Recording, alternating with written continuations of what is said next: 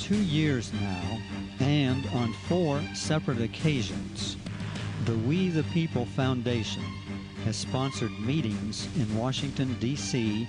to try to bring together in one place various tax researchers from across the nation and IRS officers in order to discuss the alarming conclusions reached by the tax researchers that there is no bona fide law that requires most Americans who live in the 50 states to file and pay the so-called income tax.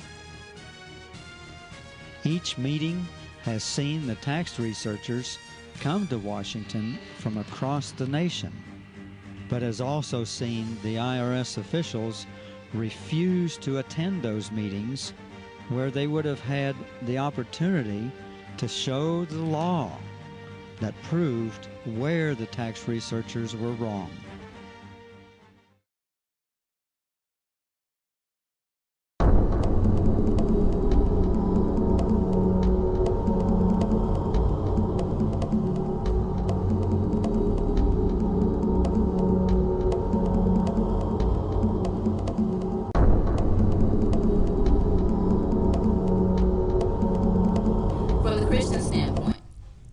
Do you realize that without the income tax, thousands of mothers could leave the workforce and work from home or homeschool, producing intelligent, moral children?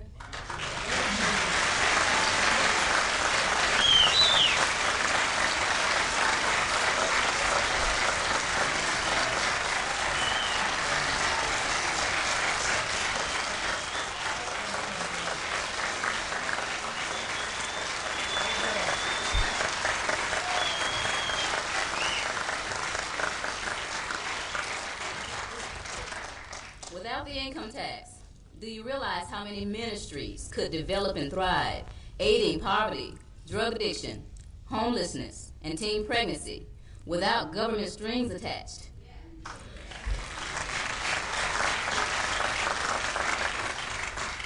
Now, I can all but guarantee you, based on the track record of faith-based programs, that these ministries would not only be more successful than their government-funded counterparts, but they also would be a decrease in the crime rate, the drug trade, teen pregnancy. From a black woman's standpoint, black people in the not-so-distant past finally were free from slavery. We began to make progress as productive, intelligent American citizens, only to realize that we have an invisible set of shackles on our hands and our wrists, on our ankles, the income tax.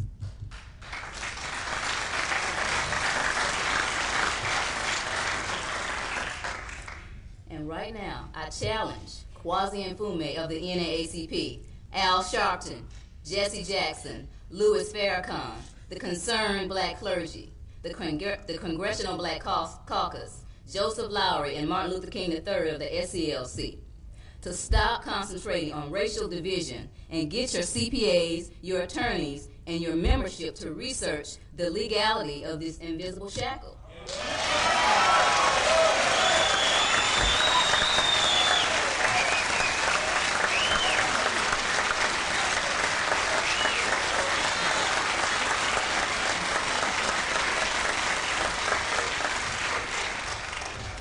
I say to you people, unless you respond to this issue, our people will continue to be in slavery. I challenge you to stop living in the 60s. This is 2001, and the income tax is devastating our people.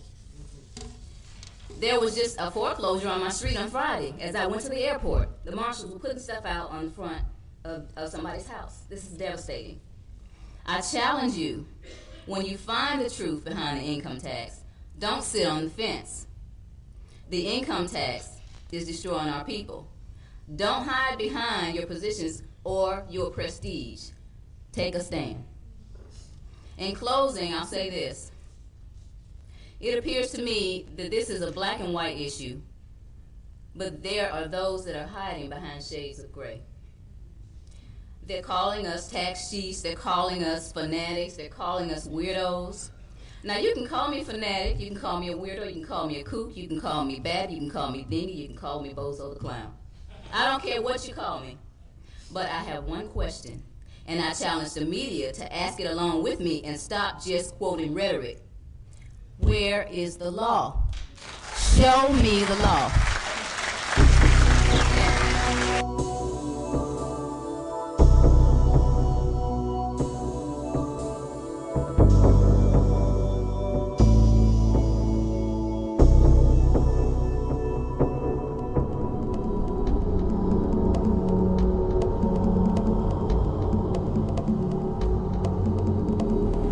CPA before I started at the IRS.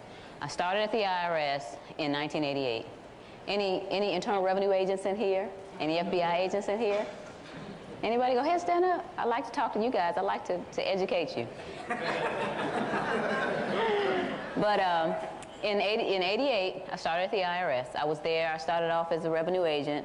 I ended up as a revenue agent. I just, went up several steps while I was there. I left in 95. Now, I'm going to tell you what went on while I was there, first of all. For the first thing is, I wanted you to know that most of the time, I would say 9 out of 10 times, those revenue agents and revenue officers, they have no clue of any of this information. They don't know what's going on. When I was trained, when I was brought into the IRS, we went through several training classes. I would say my first year we had about 4 training classes, and then thereafter we had at least 2 training classes a year. They might have lasted 3 weeks or so during the year. But what they would do, as opposed to using the Internal Revenue Code that Alex was holding up, they would print up little booklets. And they may be 20 pages, they may be 50 pages long. And they would have this information in there and say, okay, this law says that the people have to do this, and this law says that the people have to do that. So what you do is you read over this information as they go over it in class, and then you have these tests. So what do you do to pass the test? You make sure you understand everything, not in the code, not in the regulations, but what's in that little booklet. And I made A's on all my tests. Now, I was not astute enough to think to myself, okay, we're not using the code or the regulations for this. Why aren't we using the code and regulations? I trusted them, thinking that, okay, now these codes and regulations, I'm sure a lot of you have looked at the codes and regulations. First of all, it's thick. Second of all, you have to do this to see it. So I'm thinking, okay, they're saving us some time and energy and some eyesight, and they're putting the information that's in the codes and regulations into these booklets that have much larger writing so that we can understand it that way. Folks, that's not really what was going on. Obviously, you know that. So when I was there, we got trained and went through, and then, you're sworn in. Yes, IRS agents, somebody asked me, the IRS agents do take an oath of office. We swear to uphold the Constitution and do this and that. I don't have it with me. But we did do that. The first thing that they do is and I'm giving you tips here as I go, they usually bother the mom and pops. Okay, now if you have a W-2 job and you filled out your W-4 and you're making $60,000, $70,000 a year, and they're taking out $12,000, $13,000 a year, and that's what you're putting on your tax return, then they don't bother you because they already have you. They have your W-2. They know you made $60,000 a year. They see that they took out 12, and they're happy. Okay, 9 times out of 10, they don't bother those people. My first training class, after we finished and got ready to go do audits on people, we didn't audit people that had a W-2. We audited small businesses, the businesses that make this country run, the mom and pop startup businesses who are trying to employ 2 or 3 people. Those are the ones that get bothered. Number one, they're small. They can't afford to defend themselves with an attorney. They don't know the law, but even if they wanted to know the law, they would have to go out and hire an attorney and pay them $15,000. So these businesses are the ones that get picked on. It's the small people. The corporations, they don't get picked on that much. By the time I got to the end of my career at the IRS, I was auditing mid-sized corporations. I would never see the owner. The mom and pop would be there. They would explain their business. They really enjoyed what they did. They would explain everything about, I know everything about 5 or 6 businesses, because the person sat there in the interview and explained this to me. They were proud of what they did. The larger corporations, you never see the owner. You never see the president, the vice president, any of these people. They'll send their CPAs and attorneys in to scream at you. So they try to send someone in to intimidate the IRS, whereas the small businesses, the IRS would come in and intimidate them. Okay, so those people at the IRS, that's what they do. So that's your first pointer. If you know what you're talking about, they bother you less. There are people who set up partnerships. Now, we went through partnership training, but some of these larger businesses had partnerships that were so elaborate that I know I wasn't the only one that looked at it and had to, study it a while before I was able to understand what was going on. And I'm sure that more than half the people just said, forget it, I'll just pass this tax return off because I don't know what's going on. So that's how they get away with it. And the little mom and pop have their Schedule C, and they have their income on there and their deductions, and then they whack away at the deductions, and the people don't know what to do, so they just acquiesce. That's the problem. We need to educate people not to give in to that. Now, another thing that I noticed when I was there and didn't understand, I was an internal revenue agent. Okay, let me explain this right quick. An internal revenue agent goes out and audits companies. An office auditor is something different. An office auditor doesn't have as much knowledge or experience.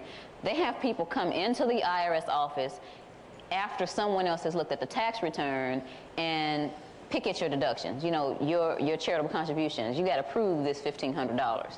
So they don't go out. The internal revenue agents will go out. They would assess the tax. Internal revenue agents were not required to collect the tax. They were required to ask for the money at the end of the audit.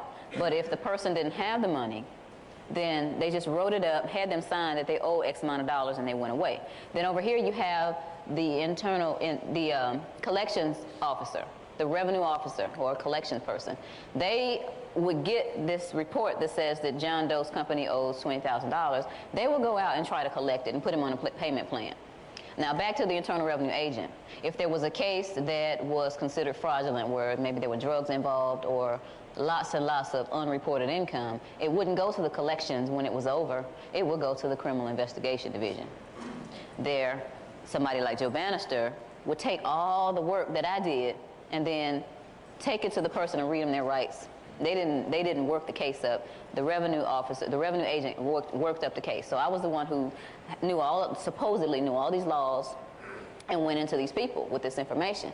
When there was a situation where there was a raid, where the Internal Revenue Service decided that they were going to take someone's property, whether it be their house, their car, their business, or whatever, then I noticed and didn't understand then why there were so many people there. I would look up and I would see my revenue officer friends, but I'd also see the ATF with their jackets on. And I'm thinking, oh, they must be getting ready to raid a really big business because they've got 15 people in here, and most of them aren't from the IRS, they're from the ATF. How many people know why the ATF was there? Somebody said, why was the ATF there? Because I didn't hear the answer. Why was the ATF there? They are the only ones that have enforcement authority. The revenue officer, the one who levied your bank account, the one who garnished your wages or put the letter out there for that, he didn't have authority. I didn't have authority either. Some of you who are familiar with the Truth and Taxation hearings that we had in February, where I had a copy of my pocket commission, and I'm sorry I didn't bring it, but it says that I have the authority to do all this stuff, and then it has some certain codes at the bottom of them. And when you look in the Internal Revenue regulations, those codes mean I had a non-enforceable pocket commission. I'm flipping this badge out at you, sir. You need to give me your books and records now, And all that time I thought I had some authority and didn't have any authority. Now, I think that was so wrong on so many different levels because, first of all, you're getting people out there that don't know that they don't have authority. Second of all, if something happens to an Internal Revenue agent, and those of you out there that know that we don't have authority, then that was going to be a big problem. So I was infuriated when I found out that I was out there with no authority. As much as I found out that I was not, that you all aren't required to file a tax return. And then I found out not only that, I didn't have the authority to ask you for that. So that was wrong. But the ATF was out there. That was another thing. That's another hint that I didn't know until I left and did the research. People like you used to be called tax protesters. Now they call you that behind your back. They can't say it out in your face. But they never let the tax protesters around us. They have a special group for people like you. And my theory on why is because people that think might start reading and understanding. I was not, for those of you, a lot of people think I left the IRS because of this issue. I didn't leave the IRS because of this issue. I did not know about this while I was at the IRS. I left the IRS for family reasons. I had my second child. It became a three-ring circus trying to run a household, take care of a family, and work at the IRS. Because by the time I had that second child, I was in the situation where I had moved up in the IRS, had a lot of responsibility, project responsibility, larger corporations, and, you know, getting wired up and taking bribes, stuff like that. And that's a lot on you mentally anyway. But then you got these little critters saying, "Mommy, mommy, mommy, mommy," when you get home, and your head is hurting like this, and you slap peanut butter and jelly on a piece of bread and give them some milk, and you go lay down because your head is doing like this, and I'm looking at the ceiling saying, this is not how God wanted this to be. It's not right. This is not right. So I went through that mental struggle about taking care of the family versus bringing the money in. And along the way, both of us, my husband and I, decided that I was going to quit. Now, at the IRS, you can't have a second job. I couldn't work at the IRS and then go to work at Kinko's or something like that. They may let you work at McDonald's or something like that, but you couldn't get a high-paying job because they consider that a conflict of interest. And surely you couldn't go out and prepare tax returns and do bookkeeping for people, which would be substantially more income, because they consider that a conflict of interest. So I had to go from 50 to 0 when we made that decision. So along the line, we just decided to make it, and you know, God provided. We're in the same house. You know, we didn't have to move into an apartment or a smaller house or anything like that. We are still here. But that's another tactic, because as you talk to people that are within the IRS now, they may believe what you have to say, and I do have some even routing me on secretly. But they're probably making 70, 75, 80 now. They're not going to just, you know, a lot of them don't have other skills. A lot of them are not CPAs, so they couldn't go to work for a CPA firm or start their own CPA firm or whatever. Especially in the collection division, a lot of them, all they know is collections. So the only thing that they could get is another collection job, working for a collection organization or working for a corporation that has collections, like maybe a credit card company. But they're not going to get anywhere near $50,000, $60,000 there. So they have shackles on them too. That's not to justify why they're still there. Most of them are still there because they don't know. Once you know, then you got to make that decision. I'm going to give you a couple of more hints about what went on when I was in the IRS. Now, for those of you who are fighting the IRS on income, their little secret, which you can always shoot down, they use what you call the indirect method. How many of you have heard of the indirect method? Okay, I'm telling you some inside stuff, so I wouldn't expect you to know that. But this is how they determined that they were going to make you self-employed people, mostly. Because remember, the W-2, your employer has already told them how much you made and how much withheld. But for those self-employed people, let's say the roofing company or the painter, they would ask you questions first, little sneaky stuff like, do you own a safe? You have any money that you got this year that was an inheritance? You have any money buried in the backyard? Yes, that was a question that we had to ask. Did they have any money buried in the backyard? And I had a man to tell me, yes, he had money. When they told us that when somebody said yes, we were required to ask him to dig it up. But this man said, I had money in my backyard. You know, I was born in the 30s. We just had the Depression, and my parents told me not to trust banks. But lately, I dug it all up, and I put about $8,000 or $9,000 in the bank at a time. And sure enough, his bank statements had $8,000 or $9,000 going in them every month. So, but anyway, I didn't have to have him dig it up. But You asked all these questions, then you get them locked in. Okay, they didn't receive any inheritance, which is supposedly non-taxable. They didn't have an insurance claim. Like, let's say if your car got totaled or something, and you got $6,000 or $7,000 check or something like that. Anything that they considered to be a non-taxable item, they would ask you about that. So they would, and I'm facing you all, they would draw a line. This is what we do. We draw a line down the middle of a sheet of paper and put income over here. Put expenses over here and income over here. So over on this side is the income that they say that they made. Let's say they're a roofing company, and he said he made, let's make it simple, $50,000 in income and didn't have any inheritance or didn't have any insurance claims that came in. And over here was the fund side. This is where the expenses were. So we put all of the expenses that were on the tax return. Let's say he had, he made 50. Let's say he had $40,000 in expenses on the tax return. Now, we would, of course, challenge the $40,000 first. Let's say that the $40,000, he had receipts for shingles and glue and whatever, all that other stuff they use. Let's say that.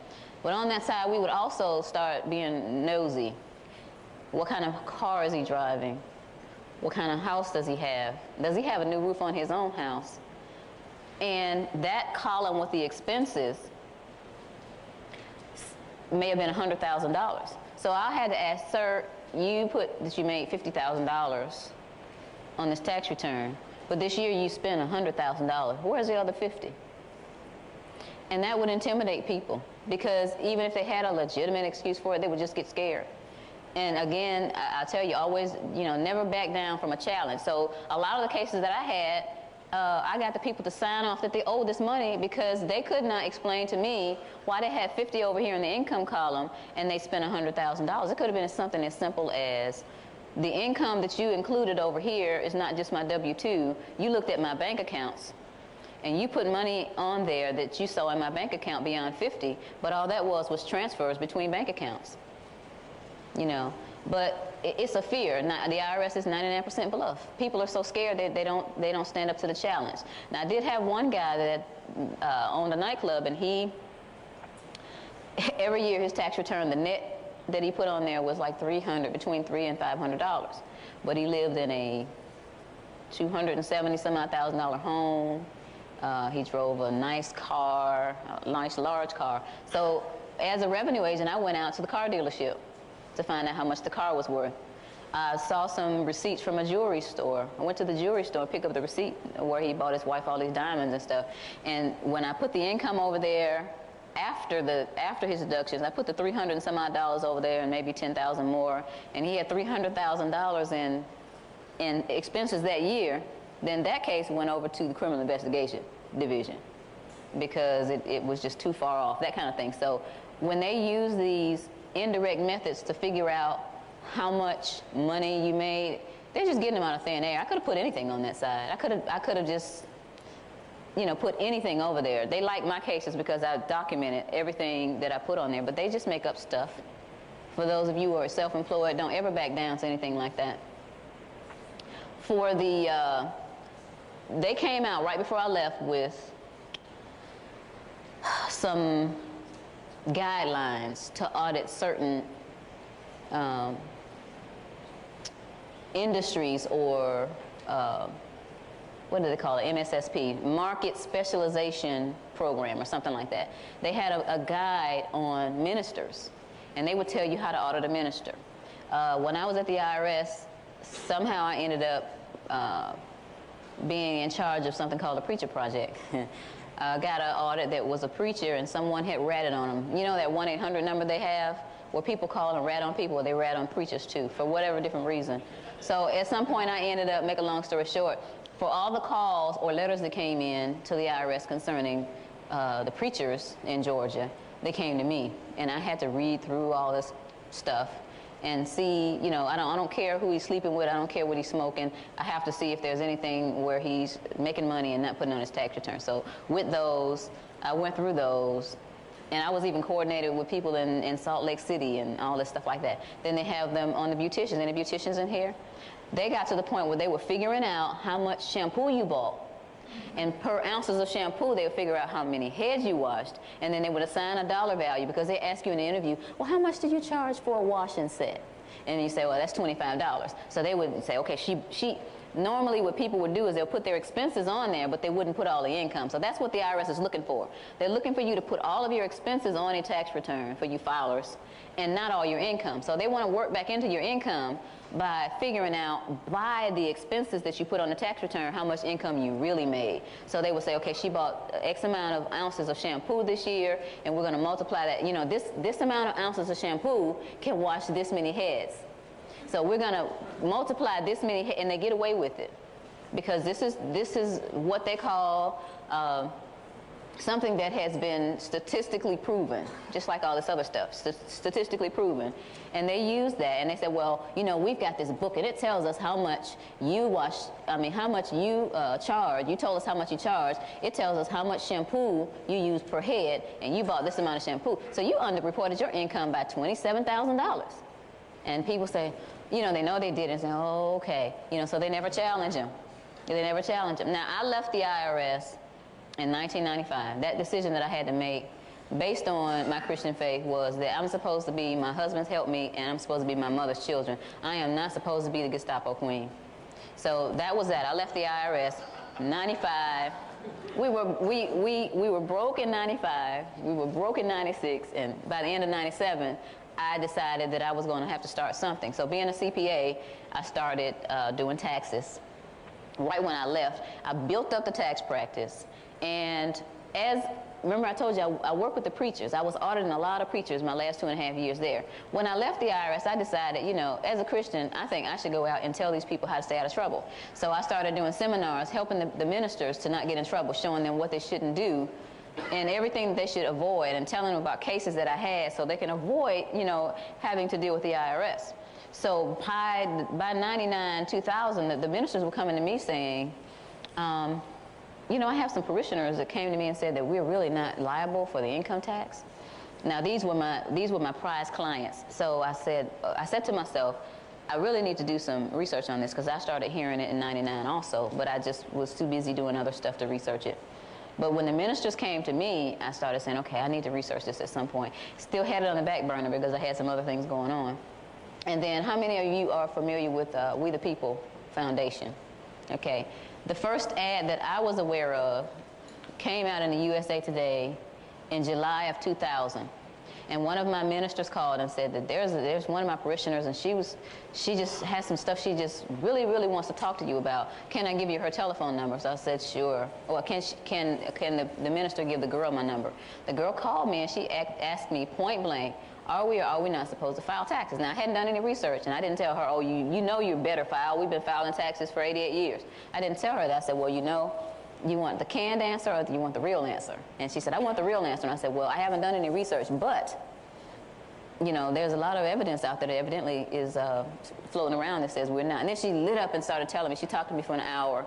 And she let me know about the USA Today had just come out. Now, that first USA Today on July 7th, 2000, among other things, had a challenge in there from Bill Conklin. Anybody know Bill Conklin? Bill Conklin had a $50,000 reward in there for anybody who could prove, and I'm paraphrasing, that we owe taxes. And you know, $50,000 to me is a lot of money.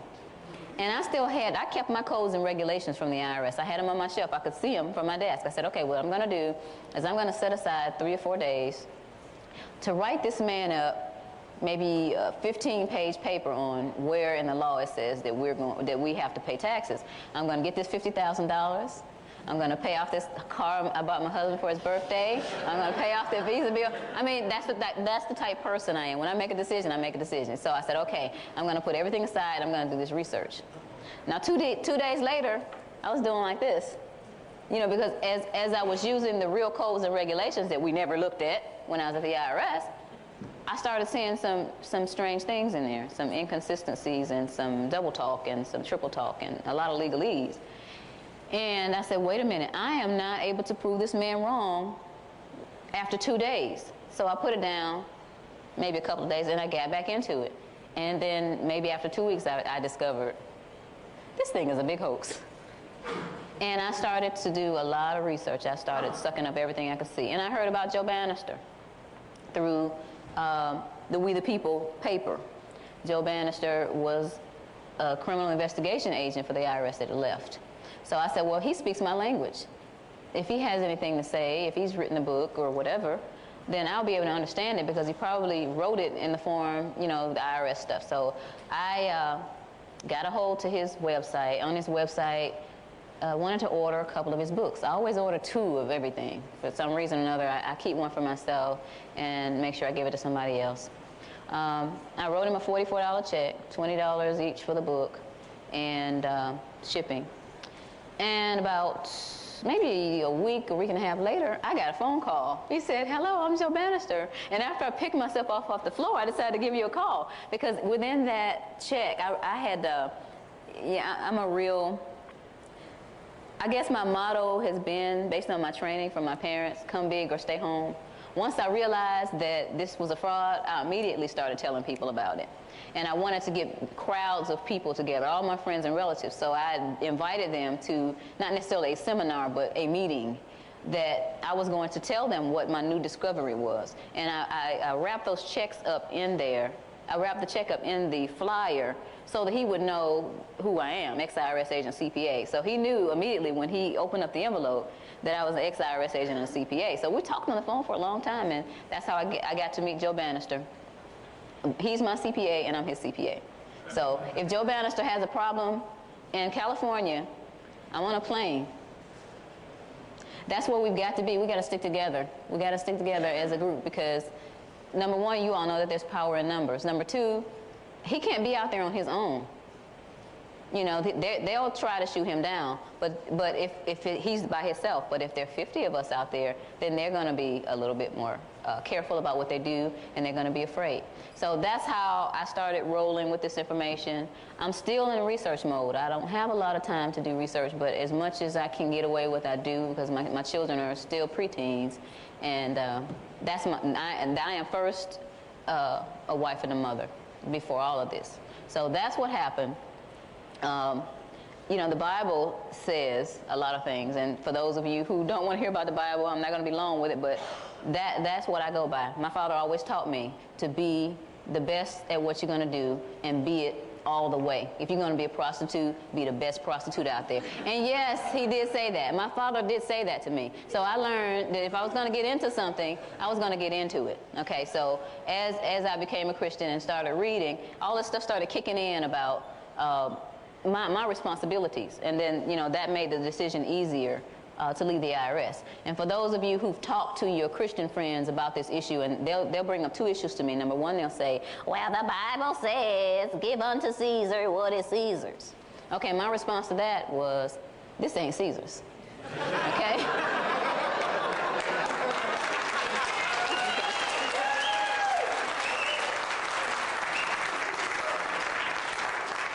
That scripture, if you really look at it, it says, therefore, if you owe taxes, pay taxes.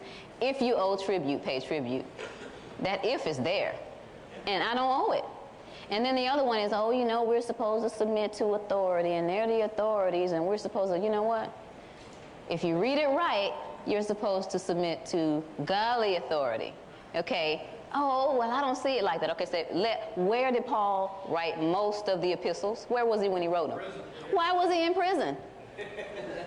Preaching the truth. Well, was he submitting to the authorities? If he was submitting to the authorities, he wouldn't have been in jail, right? So I start off right there with Paul. Paul was in jail because he refused to do what the authorities said do. They told him not to talk about Jesus anymore. He refused to do that. He was in jail. Okay, and then I take him all the way back to the Hebrew midwives who were told to kill those babies. What did they do? They went and told the Caesar, well, these ladies are so strong they have these babies out in the field. Were they submitting to authority and killing the babies? No. What about Rahab, hiding them in her quarters, the spies? I take them all the way back and they're like this. You know, but you know what? I like to make people think. I'm an educator. I like to make people think. Think about what you say before you say it. My father told me to be present at every breath. And not that I do that all the time because I do talk a lot. But they can't use that on me about the authority because godly authority has been disobeyed Ungodly authority has been disobeyed throughout the Bible. This is ungodly authority. And if we acquiesce to it, we're choosing man over God. Okay? So,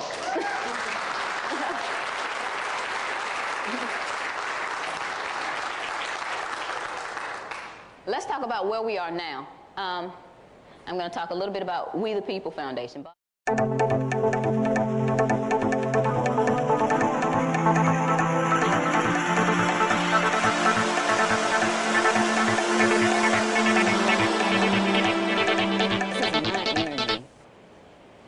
To be able to do what I want to do with my energy. If I want to work 16 hours a day in my office to make a little bit more money so my family can go on a decent vacation, I don't want you taking my money.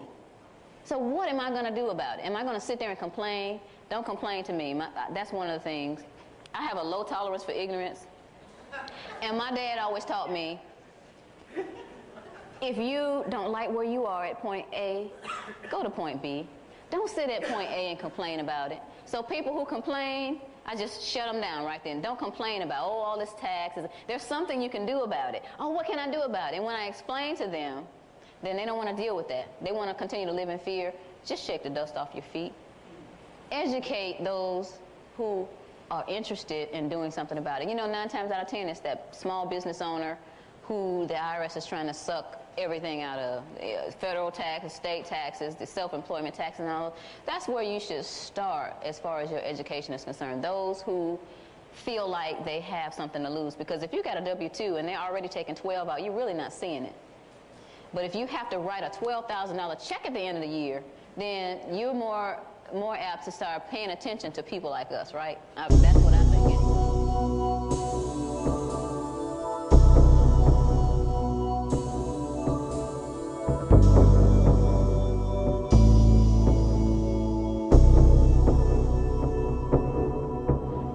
Former certified fraud examiner. I am a certified fraud examiner. That's something different from being at the IRS. I went and got, took the class and took a test, and I am a certified fraud examiner, and I am examining the biggest fraud this country ever had.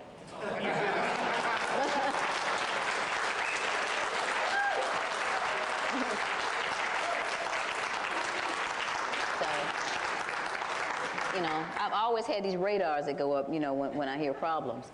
And as a certified fraud examiner, a CPA and all that, they're not going to stand up and say, you don't know what you're talking about. So I have that benefit in my favor. But once you realize that they might be interested in it, then you need to get them more information. My dad, he's a wise guy. He said, never pour a bowl full into a saucer. Okay, that's what he told me, and I understand that. I understood it then, but now I understand it so much more, because there are people who will shut down on you when you give them all this information. Now I know that you all in this room are beyond that, because you've already decided and you already have been doing research, so I can pour your bowl in. When you get to the people, don't be careful not to throw it all at them. Give them, say a few words to them. Give them. Like I've got this flyer, this one-page flyer, and it has enough information on there to where you're going to realize whether the person is interested or whether they're not.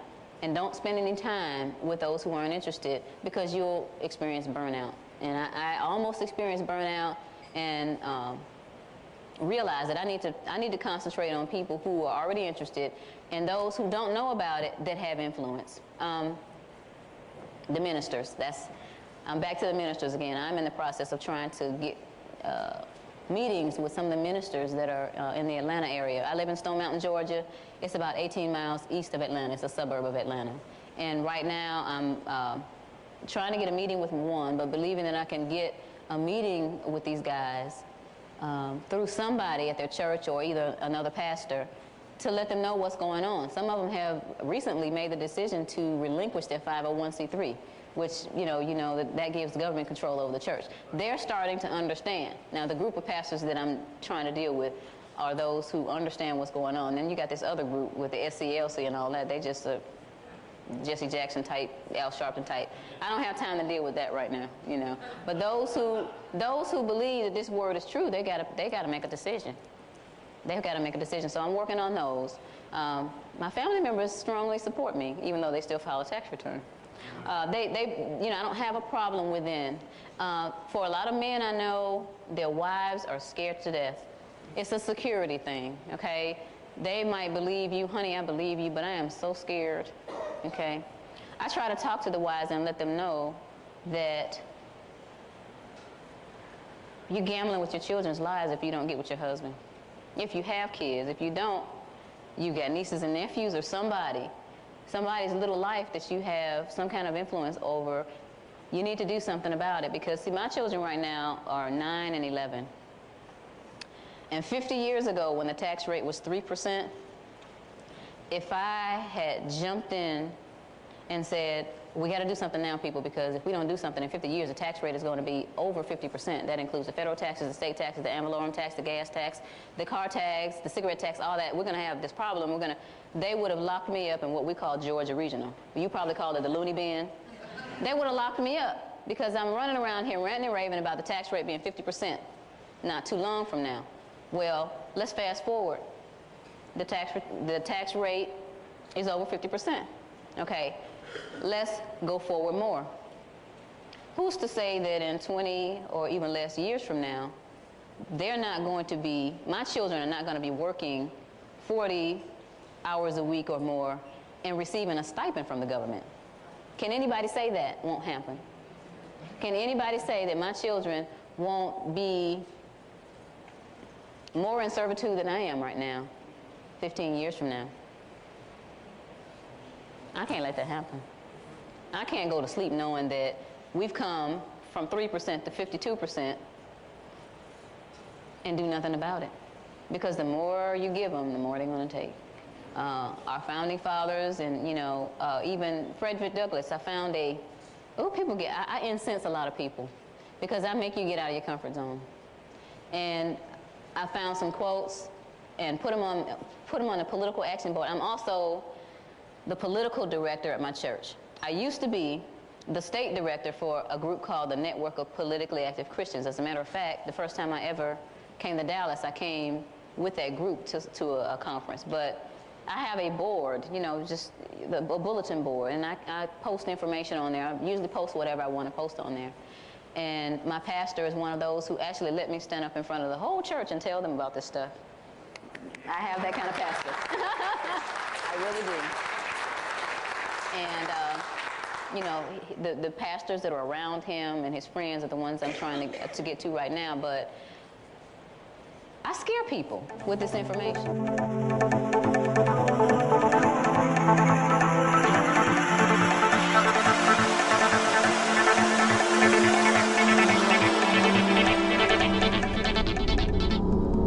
This is not a fight for the weak. You got to have some backbone. And if you're going to sit up there and read this information and hee-haw about it and get on the fence, just go somewhere and sit down. This is a fight. One of the things that I want to get across to you about levies and liens and all that stuff and W-4s. First of all, somebody asked about W-4s. Now, I haven't had to deal with the W-4 since I left. Some people are signing them without prejudice and all that stuff we talked about before. Some people aren't signing them at all.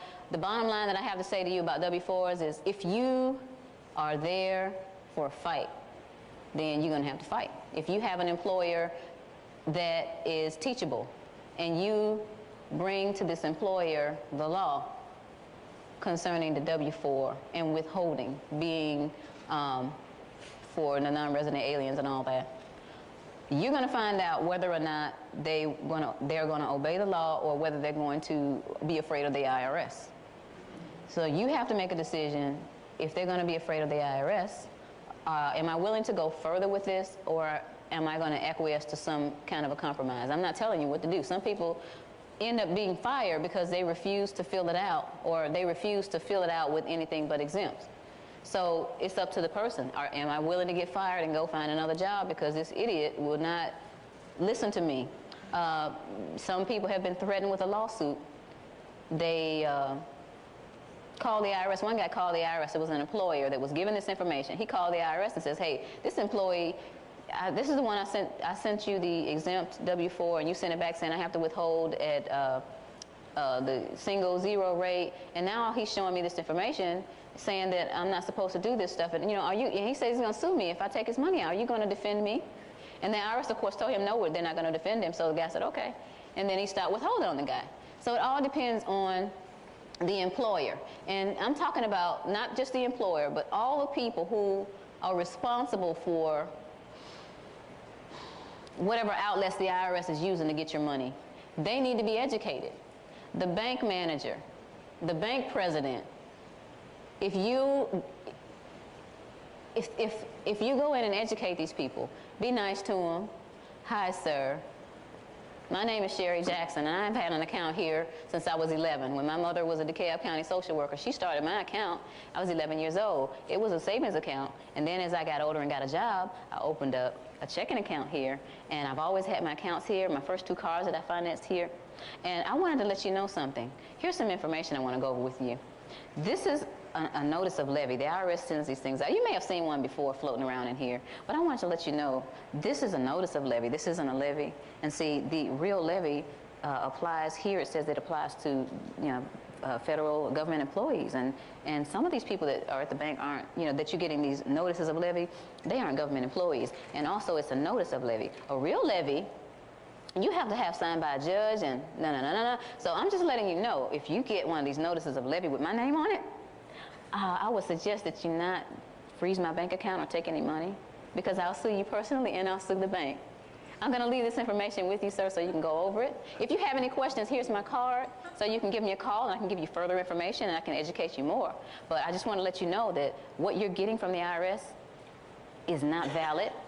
I know a lot of people are scared. You know, they live in fear about the IRS, and they think that everything that they get from the IRS is true. But see, here, I'm giving you this information, and I'm letting you know that this is not true. This isn't a true levy, you know. So if you have any questions, again, let me know. But, you know, I would suggest that you not bother my bank account. If they send you a notice of levy on me, you can give me a call, and we can go over this information, and I can show you point by point what's wrong, again, if it's been a while. But, you know, don't take any money out of my account, or I'm going to have to be forced to sue you in the bank. Have a good day.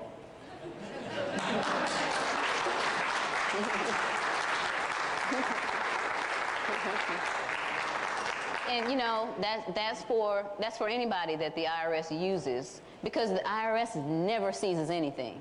They never seize anything. They get your employer. They get the tow truck company. They get others to do their dirty work. Those are the people that you need to educate. If they come and get your car, you need to tell that tow truck, excuse me, what do you have here that says that you're supposed to take my vehicle? Is this valid? Or have you researched whether this is valid, sir? I would suggest you do that, because if you take my car away without knowing that you know that this thing is valid, then I'm going to sue you and your company. Now, I know you're just an employee of the company, but your boss is going to be quite angry if you take this car without giving this information to him so he can check it out. Okay. Other instances of, you know, there's a lot of abuse out there. And again, the IRS, revenue officers, half the time, more than half the time, they don't know what's going on. They, a lot of times they'll bring police officers out there with them, sheriffs out there, which are the ones that have the true authority. So the revenue officer or the revenue agent will come out with the sheriff. Our sheriffs need to be educated. Our deputies need to be educated. I just had a situation over spring break. I'm a fighter. I'm one of those real in-your-face type people. I'm a very busy person. I run a tight ship. I wanted to take my children on a vacation. They'd never been on a cruise, but they wanted to go to Florida. And I just so happened to get a phone call from, I'm going to go ahead and tell it, the Ramada. And they said they have a land cruise package. I said, this will be perfect. You know, we're going to put you in the Ocean Beach Resort. This was the Ocean Beach Resort. Sounds good, right? Okay, so I said, okay, I'm going to pay for this package, da-da-da-da. We get there, and this Ocean Beach Resort is the Roach Motel. Not only that, there were 50 people in the lobby, all angry, because they realized that they've been herded in here like cattle. And see, you know, I start getting real angry real easily when stuff like that happens. They put you in this long line, and you had to do all this check-in. And then part of the hotel was over here, and the beach was over there. But part of the hotel was on the other side of this big, busy street. And they were putting all these people over there. And I realized after a while, this package was over on the other side. So what did I do? See, I don't play with people. I called the sheriff. I called them. I said, I'm a certified fraud examiner from Atlanta, and there's a fraud going on here, and things are about to get to blows, so you all need to get out here now. Because there were actually people that were getting ready to fight because they had parked out in the front thinking that they were going to get in quickly, and some cars were blocking other cars that were trying to get out, and the people were going to blows because the man said, I'm not getting out of line. I'm third here. I've waited. You know, I started out back there. I'm third in line. I'm not getting out of line until I get my reservation. So they came, and I told them what went on, and now I'm going to send the two deputies. There were two deputies. I'm going to send them a package. I'm going to say thank you for helping me, you know, back in April, and I'm going to send them a package. And I know they're willing to, because they sat and talked to me, and we talked about other things. Before I left them, I said, make sure you read your Constitution. So that's how you get in there. How many of you know police officers personally? Of you, how many of you have given them some of this information? Okay? They have friends also. We need to educate our police officers. They don't know.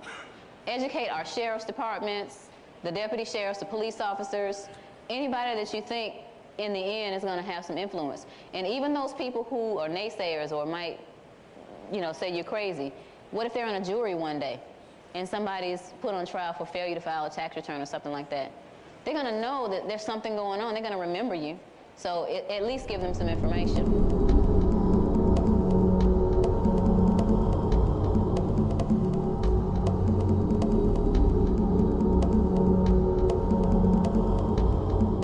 Percentage of the population actually took part in the revolution? 20%? Less than that. 3 or 4%. 15%. It was 3 or 4%. 3 or 4%. 3 or 4% of the people took part in the revolution. And they were able to defeat the British. So I don't get that upset when we don't have hundreds and hundreds of people. As long as I tell somebody, and it keeps going, eventually we're going to get to the bottom of it. Also, I have a flyer that I pass out. It's called Did You Know That You're a Slave? And it asks a lot of pertinent questions.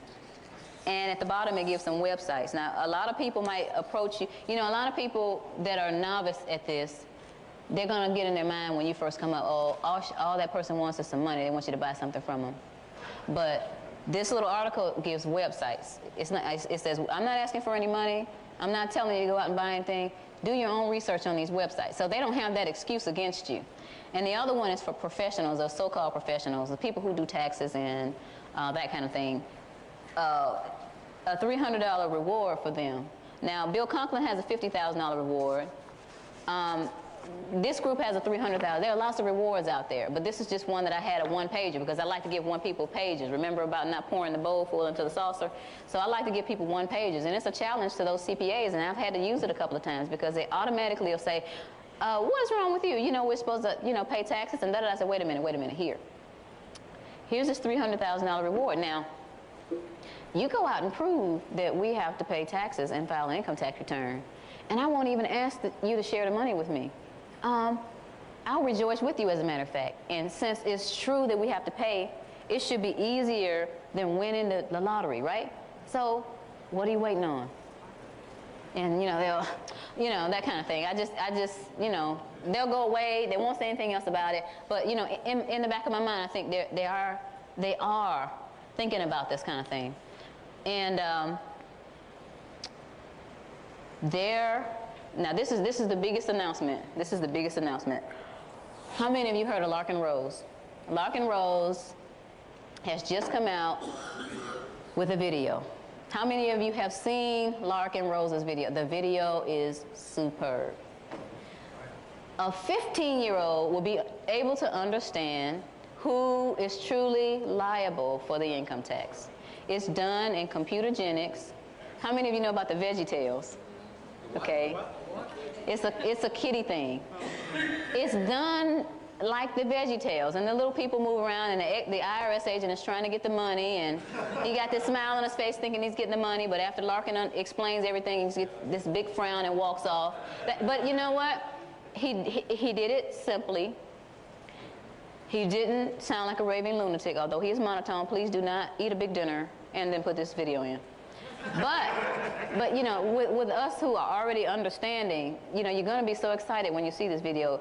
His website for the video is different from his regular website, and it is theft THEFT hyphen BY hyphen deception DECEPTION.com.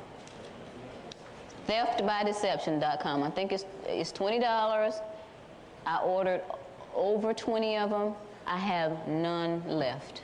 None. I tried to get Larkin to send me some so I could have them today, and I think he went on vacation. We communicate with each other maybe every 3 days or so. I didn't get a chance to get in touch with him. Go ahead and order it directly.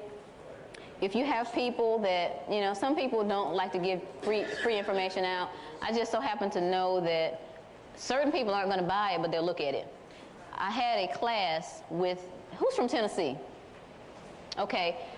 Oh, the head of the state audit department, his name is Bubba. That's not his real name. But he calls himself Bubba. He likes to be called Bubba. He came to Atlanta, and he did a CPE, a continuing professional education class for the Georgia Society of Certified Fraud Examiners. He is the head of the audit department, the state audit department for Tennessee. He's an excellent speaker. And guess what I did when he left? I told him, sir, thank you, you did an excellent job, and I have a gift for you. And I gave him Larkin Rose's tape. That's it right there. She's holding this tape up. This is a superb tape. This guy from Tennessee had more letters behind his name than anybody I know. He is a CPA, an MBA, a JD, and a whole bunch of letters, you know. So this is the kind of people that I want to get this information. And based on the things that he said and the things that he did while he spoke to us that day, I know he's going to look at it. It's not like I just give it to people. If I get any idea that you might just toss it, but I know he's going to look at it, because when I walked away from him, he said, do you have a card? And I said, it's in the tape, because I had opened the tape and stuck it in there. But this man is going to look at that tape, and I don't know what he's going to do with it, but I have a feeling that he is very open-minded based on his speaking to us that day. And so that might go somewhere. Those are the kind of people, your ministers, for those of you who go to church, you might not want to say a lot to them to get them thinking that you're imbalanced, because a lot of times, but you know what? You know what? The IRS makes people think that. They put the idea out that these people are imbalanced. They do that. So what you do is you give them some information. Pastor, I have a tape for you. You can keep it. It's yours. Look at it over dinner sometimes, or, you know, during your lunch break, or, you know, that kind of thing. That's what you do. You just tell them, you know, here's something for you.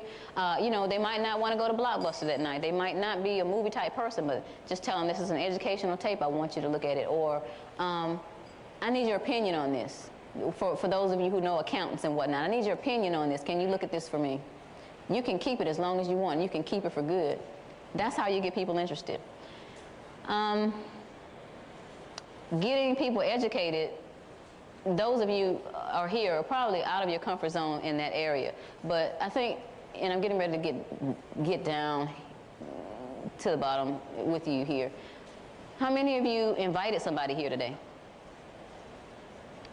Okay, that's not everybody. Everybody should have invited somebody. Alex has a list, evidently. You got the letter.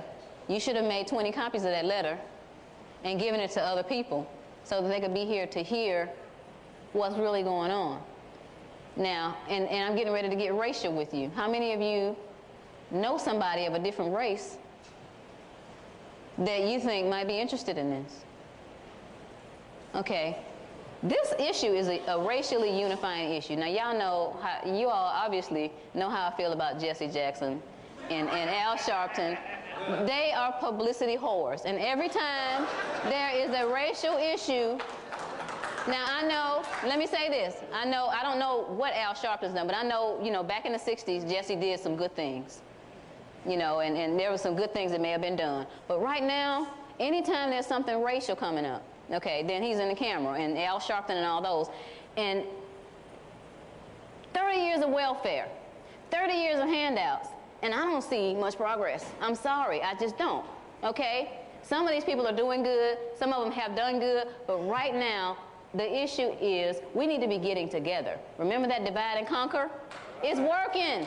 It's working because we're not paying attention, okay?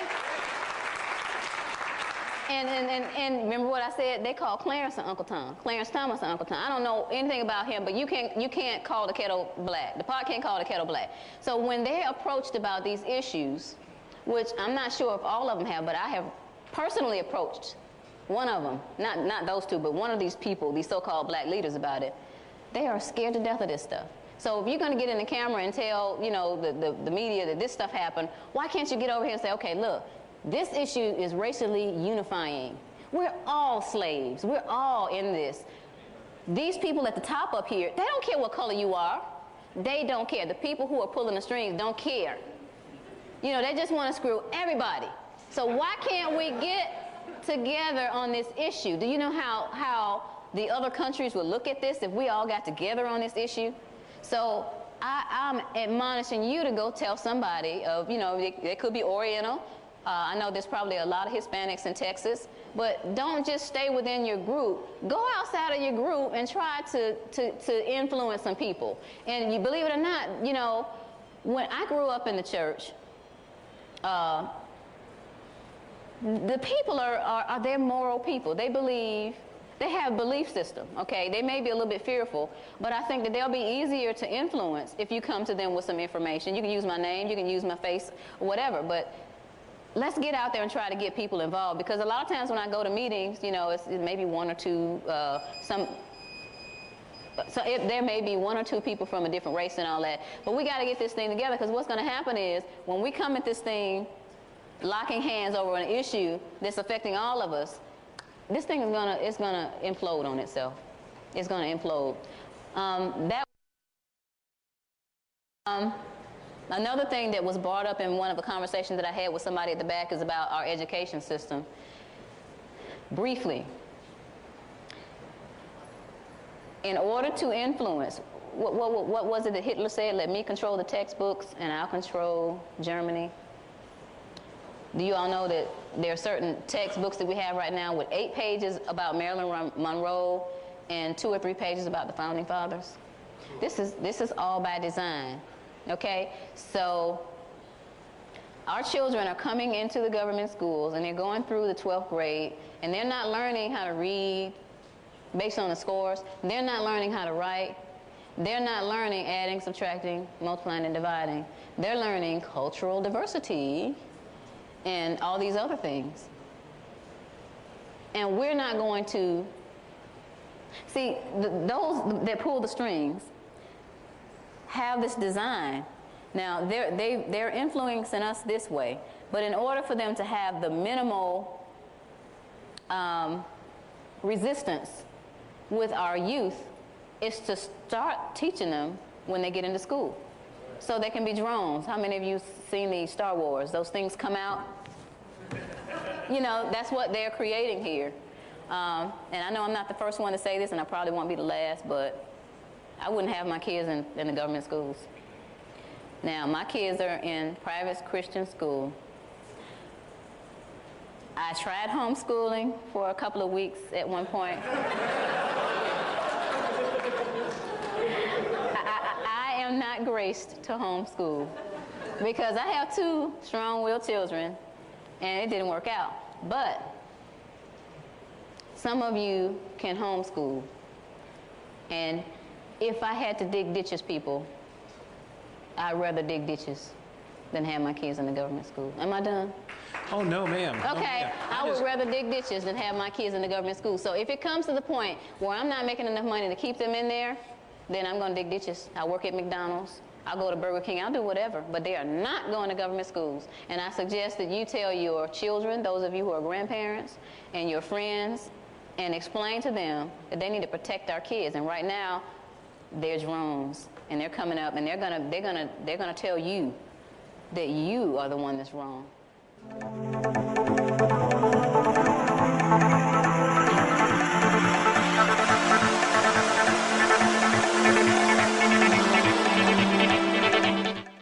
Another thing that was brought up in one of the conversations that I had with somebody at the back is about our education system. Briefly,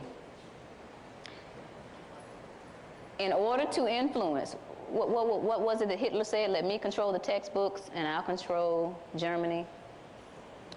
Do you all know that there are certain textbooks that we have right now with 8 pages about Marilyn Monroe and 2 or 3 pages about the Founding Fathers? This is all by design, okay? So our children are coming into the government schools and they're going through the 12th grade and they're not learning how to read based on the scores. They're not learning how to write. They're not learning adding, subtracting, multiplying, and dividing. They're learning cultural diversity and all these other things. And we're not going to see those that pull the strings have this design. Now they're influencing us this way, but in order for them to have the minimal resistance with our youth, is to start teaching them when they get into school, so they can be drones. How many of you seen the Star Wars? Those things come out. You know, that's what they're creating here. And I know I'm not the first one to say this, and I probably won't be the last, but I wouldn't have my kids in the government schools.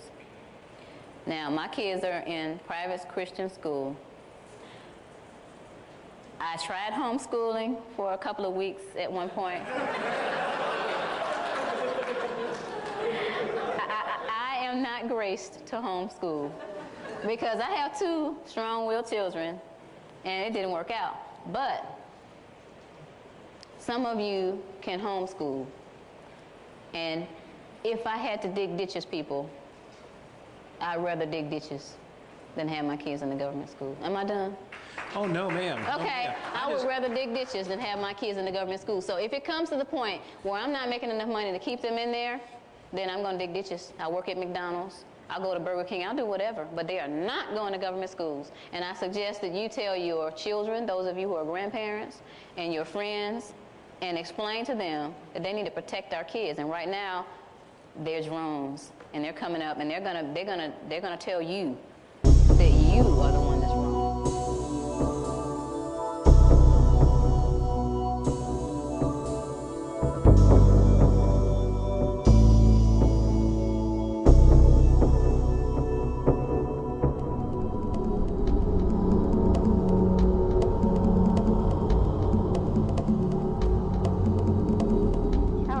I hope you're getting a lot of information. We're trying to get it out there, and I'm hoping that you're sucking it in.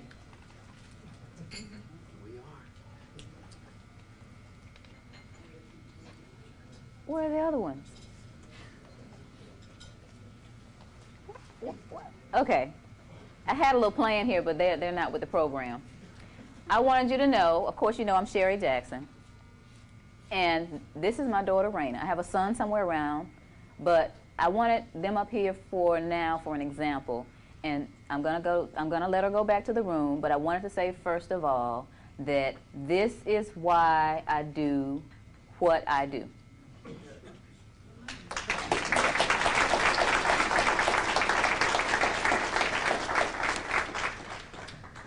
How many of you have not heard my testimony? A lot of you. Okay, so the ones who have, just bear with me. And I didn't get away with having just this mic, unfortunately. I'm so upset because I don't like these things because I like to put my hands on you and bug you. But so some of you will be a little bit safe. You on the first row, you're not safe. Okay. As stated before, I'm an ex-IRS agent. I'm also a certified public accountant, a certified fraud examiner. I worked for the Internal Revenue Service from 1988 to 1995. Before I get into that job, I wanted to let you know something, because there's maybe some people out there that, how many IRS agents are in the room? CID agents, FBI agents? I know you're not going to tell me anyway. That's okay. That's okay. I wanted to prove a point here.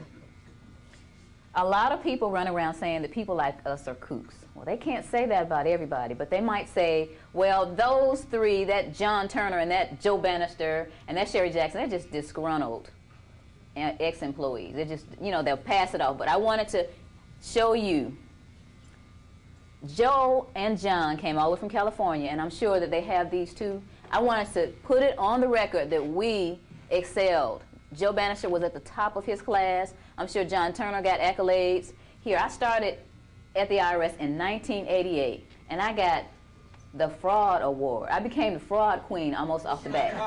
Okay, so I got this award. Somewhere along the line, I got this award from inspection.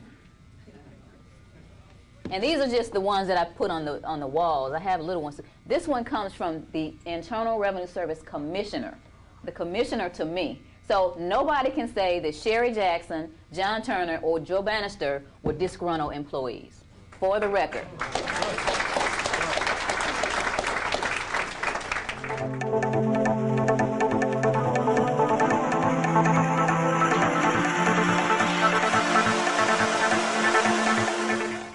Decision to make. Remember, Mama said, stand for what is right, no matter what. Okay? So I thought about what I had learned about the income tax, what I had learned about the Federal Reserve not being federal, and them collecting $40 million an hour in interest. People, the Federal Reserve collects $40 million an hour in interest from us. And I started thinking about those kids. And I said to myself, that $20,000 check that I'm writing at the end of the year, that's my son's MIT tuition for a year. Now, am I going to have it for him, or am I going to give it to the great-great-grandchildren of the owners of the Federal Reserve? Because, see, my dad and my granddad have already paid for the current family, the Federal Reserve owners. They never have to work a day in their life collecting $40 million, that cartel. $40 million an hour. So I would be putting in for generations to come. Am I going to help my posterity, or am I going to help their posterity? Am I going to be an informed slave, or am I going to get off the plantation? Yeah. Come on. Come on. Come on. So I decided that I didn't want to be an informed slave. I'm going to stand up for what's right. Oh, well, people come along and say, well, Sherry, how's the country going to run? Okay, I did my research. I found out about a report, the Grace Commission reports, 2,800 pages, but basically what it says is none of the money that is collected in income tax goes towards the services that Americans say that they're getting, okay? None of the money. Where does it go? Again, we pay $40 million. I want you to remember that, $40 million an hour in interest to the Federal Reserve. Another one of the questions is, here, we don't hear any of this on TV. Duh. The same people who own ABC, CBS, and NBC also are the Federal Reserve owners. In other words, when you have a large corporation, it only takes a small percentage of the stock to have significant control. And like Rockefellers through Chase Manhattan Bank own, over 10% of ABC, CBS, and NBC. So there you go. Why would they rat on themselves on television? A lot of people, unfortunately, and we'll talk about educating people later on, but they depend on 2, 5, and 11. It's ABC, CBS, NBC, Fox, and all those for all their information. It's not here. If you want to know the truth, you're going to have to go get on the internet, look at the BBC, the Italian paper. They know what's going on, and we don't, because we don't go beyond that box. I'm going to teach you today how to think outside the box.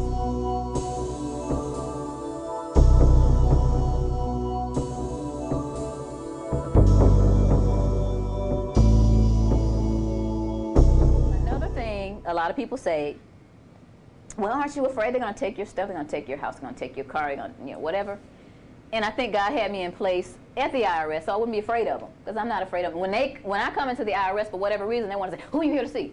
Who are you here to see? They don't want to see me because they know the integrity that I have, and they know if I'm representing somebody, then I have my stuff together. So they don't want to see me coming in there. They just don't. I'm not afraid. I'm not afraid. I'm beyond stuff. I'm a dangerous person, y'all, because I'm beyond stuff. House, car, that's just stuff. It's stuff. Okay? I have parents, if God wants them to take the house, they're going to take the house, the car, whatever. But if he doesn't want it, they're not going to get their hands on it. That's right. I have a family. My family's been very supportive, because, again, they always told me to stand up for what was right. And I've done enough research to know that I know that I'm right, and I'm confident in it. One of the things before I sit down for lunch that I wanted to impress upon you is that you need to know that you know that you know. Don't listen to anybody. Don't listen to me. Don't listen to Joe Bannister. Don't listen to John Turner or anybody else. You need to do the research on your own.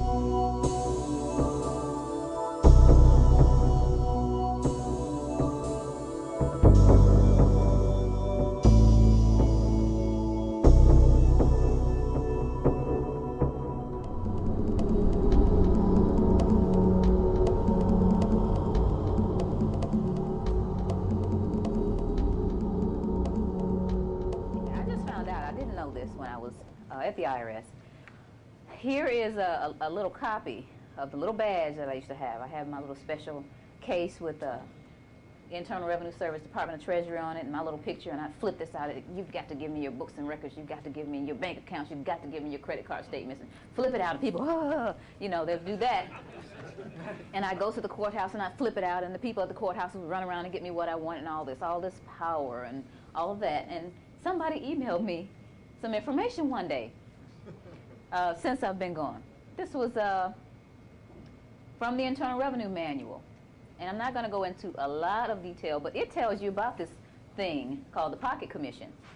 And what I found out was that there are two types of Pocket Commission: an enforcement Pocket Commission and a non-enforcement Pocket Commission. The enforcement Pocket Commission is what Joe Bannister had. The ones who carry the guns and the badges had enforcement pocket commissions. The non-enforcement pocket commission, as it was described, is just what I had.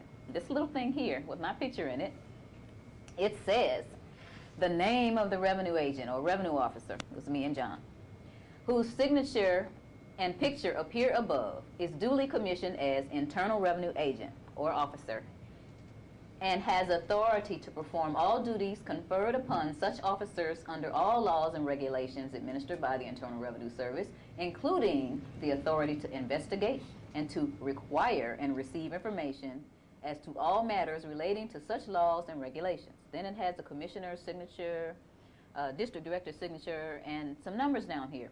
And these little numbers and letters tell what district. This says SER, which this is the Southeast region.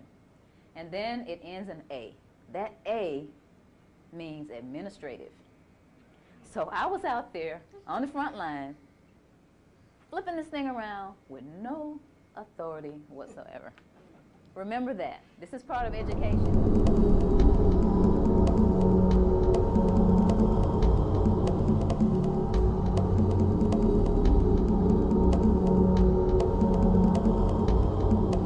Another little one of those sidetrack things. You that have young children or you that have grandchildren, teach them how to play chess. Teach them how to play chess. They will learn how to think. When you move a chess piece, before you move that piece, you got to figure out who's around you and what they can do to take your piece. That other person, when that person moves, you got to think, why did they move there? What is it that they see in my arena that they can get to if I move a certain way? So that'll make you think. Teach them how to play chess. Forget about all these little other games and these video games, things. Just get them to learn how to play chess. That'll open up a whole new world to them as far as thinking is concerned. Okay, the game is to keep you dumbed down. The media, the entertainment world, and the education system is out there to keep you dumbed down. Let's talk about the media. ABC, CBS, NBC. What do we got? We got WWF Raw, As the World Turns, One Night to Die, and all that other stuff like that. It's keeping people dumbed down. Seriously, though. I hear that my grandfather was talking about some guys in the barbershop when TV first came out, and the barbershop guys. And one of them said that this is going to be the death of us. And he was right, because little Susie's in this room watching TV, little Joey's in this room watching TV, Mom and Dad are in here watching. We're not fellowshipping anymore, we're not communicating anymore, and the trash that they have on the television these days, we need to turn the boob tube off. That's what Mama said, turn off the boob tube. We've got people like Jerry Springer and shows like my grandmother slept with my boyfriend, and we're not making sense here. And this is all in a grand scheme of things. This is all in the plan. You keep them dumbed down, they're going to be focused on that. They're not going to think. and then we can put anything by them that we want to put by. So we've got to get a new mindset and get out of that. Amen. Entertainment, the entertainment world, I call it the god of entertainment. Do you realize that we pay boys $5 million a year to throw, hit, punt, and dunk balls? And the average teacher over her 30-year career makes less than $1 million. What's up with that? We're sitting on our dust and letting this stuff happen, and we're not doing anything about it because we're not educated. So education is going to be the key to unlocking all of this. Now, I'm going to get into education, formal, quote-unquote, education. Now, those of you who are from Georgia, who heard the news last month that Georgia's 50th in the nation as far as education is concerned. Mississippi beat us. Arkansas beat us. Alabama beat. Georgia is 50th in the nation. 50th. And you know what? I saw a study that came over the internet not too long ago that said that the United States is behind several other countries that even used to be considered third world countries. So we're at the bottom in the world, and then Georgia's at the bottom in our country. Now, I'm going to say this, and you don't have to like it. Get your kids out of the government schools. Get them out. Okay? Now, and I say government schools because they are. And I wasn't aware until yesterday because we've got this Cobb County thing going on where Cobb County has just gotten the law to say that they can teach other things besides evolution. And so now the other critters are going to fight them on that and all that. I wasn't aware that some time ago the Supreme Court said that teaching creationism is teaching religion, so they can't teach it. You can't even teach it. Now, evolution is more of a theory than creation is. And also, I don't know how many of you know that Darwin reneged on all his stuff later on in his life, but you won't know about that. But anyway, they can't even teach it. Why you have your kids in there? Oh, I can't afford it. Sell the Lexus and get a Buick.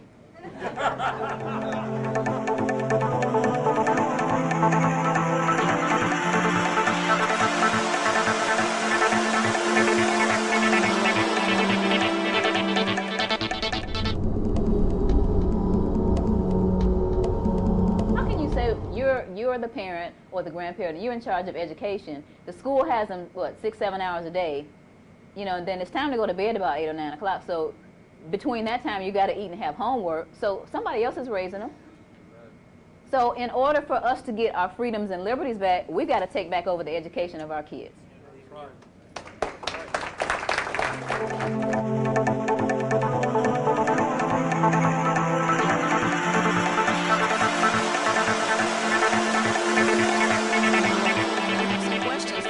Revenue Service, for the Department of Justice, and for the Senate Finance Committee for their upcoming April 11th hearing, the hearing that we were banned from.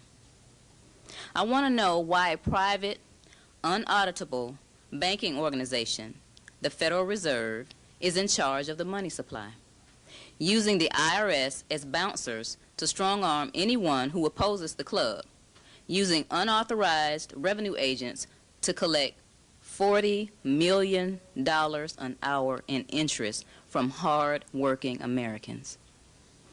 I want to know why Congress doesn't print the money itself and eliminate income taxes altogether. I want to know why the IRS and the Department of Justice won't meet with us, answer our questions about the legality of the income tax, and prove us wrong so we can put this baby to bed.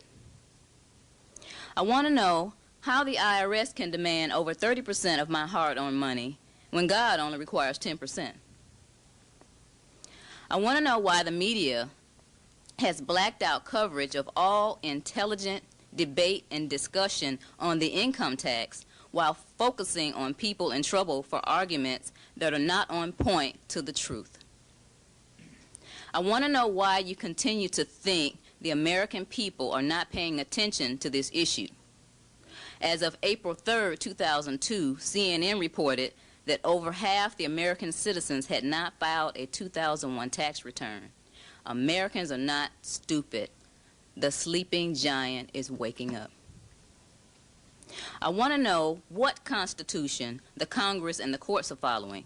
It certainly isn't the one in the National Archives, based on what it says and what they are doing. I want to know who in this great country is willing to stand up and prove Alan Dershowitz wrong. This guy is the Harvard law professor who says we don't have any unalienable rights, that all our rights are subject to modification, that the government should not be chained by the Constitution because the government can do good things for people. Yeah, right, Professor. I want to know why there are people sitting in jail for failure to file when these questions have not been answered. Let them out until you show us the law. I want to know why, after physical slavery was abolished in 1865, how it is that I'm still a slave in 2002. I challenge the Congress, the press, law enforcement, and any citizen with a backbone to turn off the TV, put down the romance novel and the golf clubs for just long enough to demand the answers to our questions from Congress while there's still some faith in the system. Show me the law. Thank you.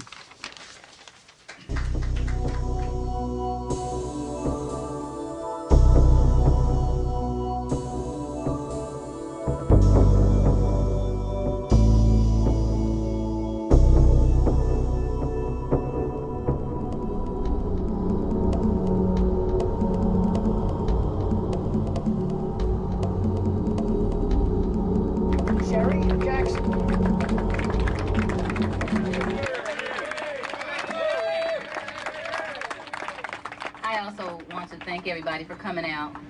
You are a brave set of people. As far as where we go from here, I encourage you to continue to educate the people in your community, come up with ideas to get your churches involved and your civic organizations. One of the things that I've been doing ever since the IRS has come back with all these terroristic threats against us is I've been telling people, okay, there's $400,000 worth of reward money out there if you can prove that we have to file and pay an income tax. Now, people, if you believe the government is right, why can't you get the $400,000? Hey, this will be easier than winning the big game. This is serious, because what I don't like is for people to be uninformed. Now, I don't like for people, and I know I'm preaching to the choir here, that's why I'm telling it to you this way. I don't want people to look at me after I've told them this information without having done any research and come up with an opinion about it. So I challenge everybody to come up with some research that'll show us, and you know, I'll rejoice with them when they get the $400,000. So that's one of my main talking points now. And I want to address a little bit about the 60 Minutes. I was appalled at the 60 Minutes to presentation. Now, this lady, Raylana Fields, had talked to me at least 90 minutes, at least twice, and I'm sure she's talked to a whole bunch of the other researchers and gotten enough information to give a balanced story. But it's time for us to start turning off the television if we can't get unbiased reporting. Okay? And as far as the Cato Institute guy is concerned, I am not a foolish hero. I am a Christian woman who has turned off the Oprah show, shown Judge Mathis, and ignored Days of Our Lives and the Practice. I've picked up a copy of the Constitution, the Internal Revenue Code, and the Creature from Jekyll Island, and I found out that I've been raped and duped for years, and I'm sure you have too. And this can't go on. My college education for my children has been taken away from me, and all the sweat and tears in my office with all-night visuals to get deadlines has been for the benefit of other than those in my household. And I'm not going to take it anymore. And so I stand here again and continue to ask the same question. Where is the law? Show me the law.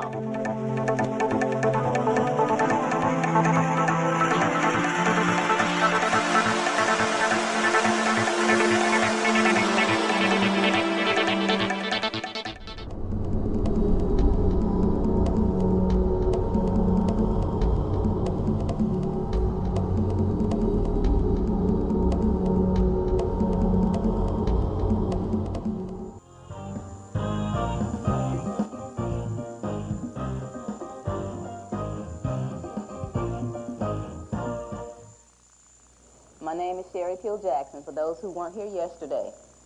I'm a certified public accountant. I've been a certified public accountant since 1987. I was an internal revenue agent in the Atlanta district for 7.5 years. And as of the year 2001, I became a certified fraud examiner. I'm here to summarize the tales of ignorance, deception that you've heard over the last 2 days, and I'm here to inform you of the state of the nation so that you may choose your course of action. Now, you've heard the truth of how the Internal Revenue Service, the Department of Justice, the Federal Reserve, and the politicians have perpetuated the smoke and mirrors, dog and pony show on you, the American people, over the last 88 years. You've heard of the American families that have been destroyed and devastated by the invasion of privacy, unbridled fear placed upon them through threats of liens, levies, and even jail time. In my tenure as an Internal Revenue agent, I personally saw marriages broken, families torn apart, and homes confiscated, businesses destroyed, all while my colleagues and I were out making unjust demands on the American people without the authority. So I want you to be the judge, okay? You've seen that Commissioner Charles Rosati, Dan Bryan of the Department of Justice, the majority of our congressional delegation, and our civil servants have refused to do their jobs. It would have been as simple as answering the questions of these well-educated researchers in a public forum such as this one, but they have reneged, so you be the judge. Now, you've learned that the Constitution of our United States has been trampled on and ignored through allowing the privately owned Federal Reserve to create paper money, charging you, the American people, over $47 million an hour in interest. I'm going to say that again. You might not have gotten it. They charge you over $47 million an hour.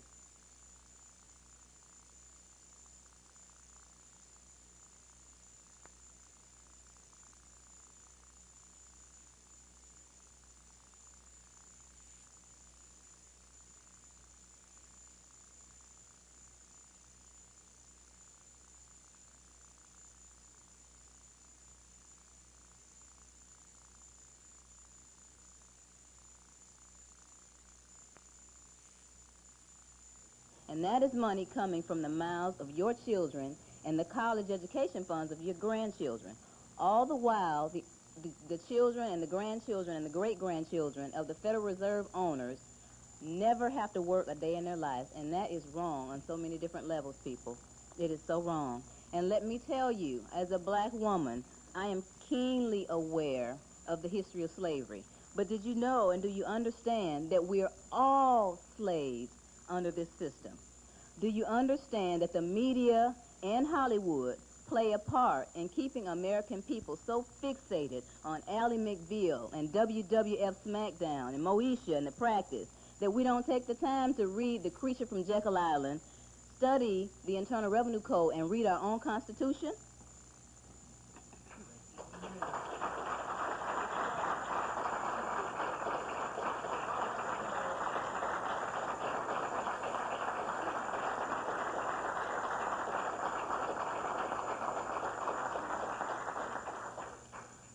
Now, let me just take a minute to address my culture. I have to do this. Do you realize that the so-called black leaders make millions of dollars every year playing the us against them role, keeping blacks fixated on the race card and away from the real issue, which is the theft of our future through taxation? These publicity mongers are well aware of the oppression brought on by income taxation. They love to march on Washington about racial profiling and civil rights. Not to say that these aren't real problems, but these leaders have been too afraid to approach the powers that be and have a million man, woman, boy, and girl march about real economic freedom from income taxation and the restoration of our Constitution.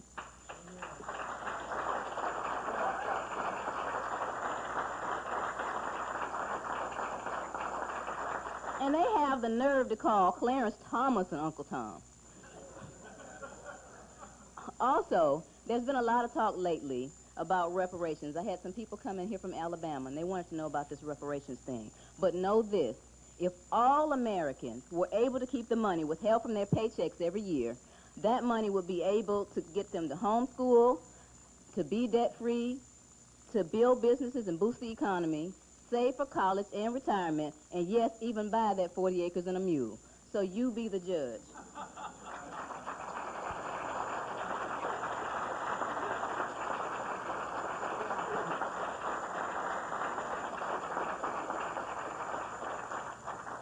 Also, you need to understand that with the Internal Revenue Code, Code of Federal Regulations, and other official documents spouting off several different definitions of United States, Internal Revenue Service, and other important terms, this deception that keeps the people ignorant is not a coincidence.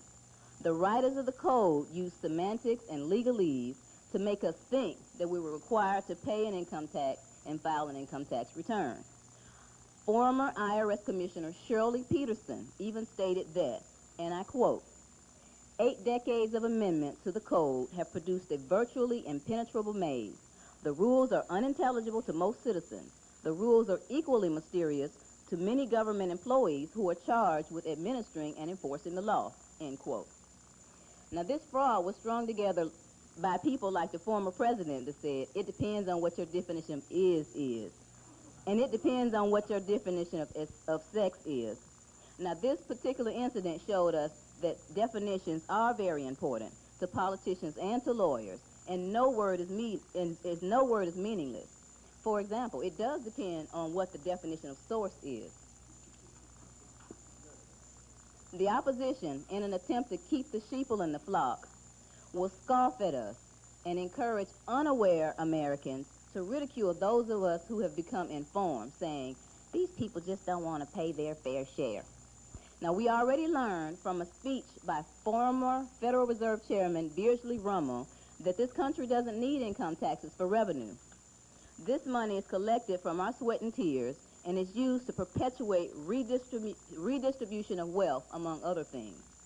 But the powers that be keep beating the people over the head with this fair share garbage. Well, what is fair share? Haven't the families of the victims of the New York City and the Pentagon paid their fair share? Haven't the men and women that lost sons and daughters, husbands and wives in Vietnam, Korea, and other battles paid their fair share? So you see, the tactics to pit those who are uninformed against those who have been informed about the tax fraud is meaningless, and it must stop. And it's only going to stop with your help and your involvement. Now, the opposition also uses our religious faith to twist the meaning of authority and create unjust statutes. People, I know godly authority, and our current system does not reflect godly authority.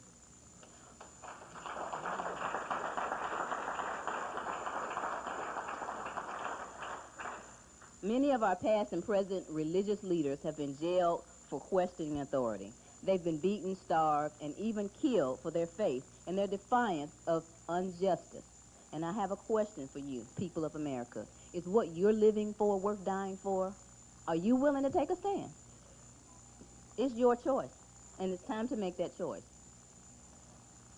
The creators of this creature called the income tax engineered their system to manipulate you into staying in your comfort zone with a little bit of patriotism here and a bit of fear tactic mixed into a pot of inflation and deflation. They've been able to keep the people confused, intimidated, and obedient for over 88 years. But now the truth about the fraudulent origin and the operations of the Federal Reserve System and the Internal Revenue Service has been revealed to you, the American people. You can no longer claim ignorance to the truth. You must acknowledge it or reject it. The choice is yours. And the consequences of your decision will rest on the shoulders of your children and future generations of Americans. You can remain an informed slave, or you can get off the plantation.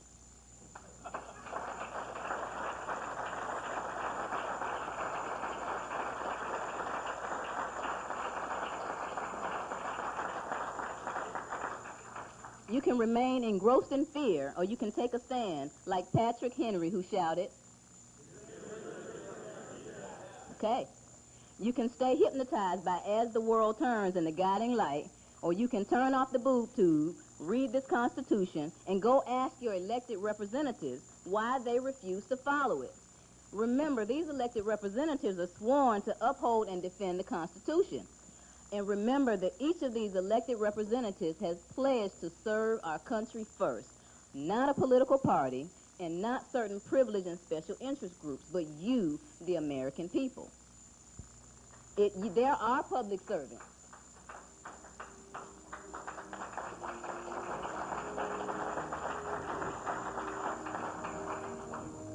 In closing, we've shown you the truth. Now, for the sake of our country and our children, we ask you to choose justice over injustice, unity over division, courage over fear, and truth over ignorance, and liberty over economic slavery. We've asked you to stand with us and let the voice of freedom be heard from every corner of this great country. It's time to end this long-standing injustice and tyranny over the American people. It's your choice, and it's time to choose.